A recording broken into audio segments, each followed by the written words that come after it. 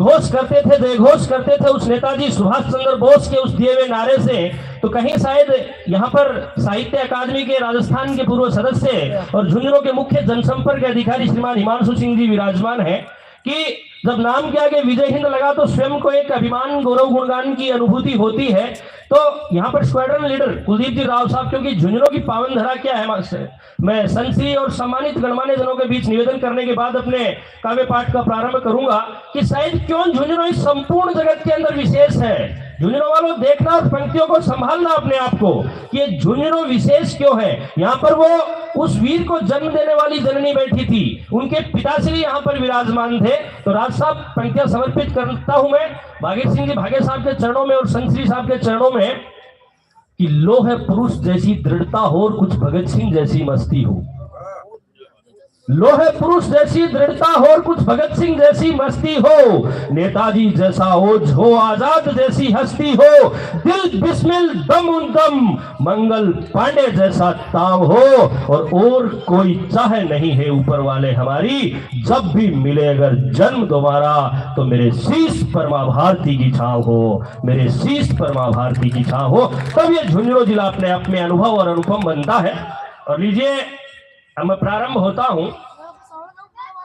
वो माइका लाल जी सिगड़ा आगा होगा, मैंने भाई पीछे बोले राज भाई साहब अभी आया क्या, बोले राज साहब केक रहे, कोई बोले फोटो जी फोटो वालों काम करे, मैं बोला नहीं थे, फिर देखो को नहीं केक रहे, बोले इको करे बिको करे, कदे तो के इको कम कर दो, कदे के बिको कम कर दो, कदे के इको कम कर दो, कदे के बिको कम कर दो। तो बताइए ना, मोदी को आता ही कुछ खड़े हवा ने बैठा दिया, राज साहब आया, फिर पियारो साहब आया, मैं जमीन पर बैठा दिया, अब भाग्य साहब भी आऊंगा। तो अंदाज लगा लीजिए आप। और इन्होंने कहा कि जालिमपुरा क्यों लगाते हो, तो मैं जो नाम आपने गांव का, मेरे गांव का नाम है जालिमपुरा, और मुझे बड़ा हर्ष होता है जब इस नाम से मुझे पुकारा जाता है। तो मैं बताऊं राज साहब आपको कि जालिमपुरा क्यों लगाते हैं हम, स्वागत और उसका नामकरण और क्या उसकी विशेषता है। अभी बात करी कि बड़ा कलाकार आदमी है, वास्तव में निकुंज साहब, नगेंद्र जी और राज साहब बड़ा कलाकार आदमी है। अभी थान बताया कि अभी ट्रेन को डिब्बो बैठे रह गयो हो, भी ट्रेन में मैं भी बैठू, तो एक कलाकार आदमी क्या का है थान बताऊं मैं, ए दोनी भी ट्रेन में बढ़िया, दोनी भी डब्बे के अंदर आया, मैं बैठे ही हो जरा।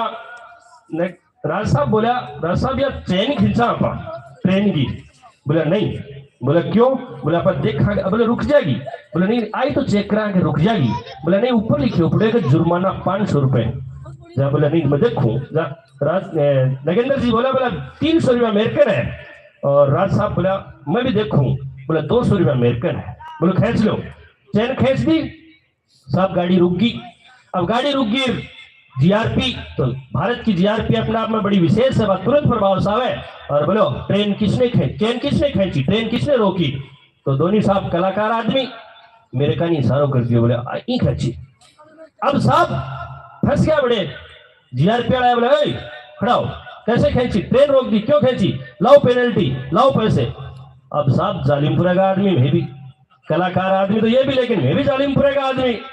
मैं बोले साहब ये बताऊं थाने लूट लिया मन तो, बोले क्या, बोले कौन लूटा, बोले साहब ये ए दोनी, बोले थाने के ब्रो, बोले 300 की में 200 की में, तब जाके मैं बताऊंगा जालिमपुरा गांव के नाम का आदमी भी कलाकारी दिखाई। लीजिए साहब, कुछ केवल 4 रोज पहले मुझे संदेश आता है नगेंद्र जी निकुंज साहब का कि साहब आपको सला पाठशाला में अपने को एक काव्य पाठ करना है।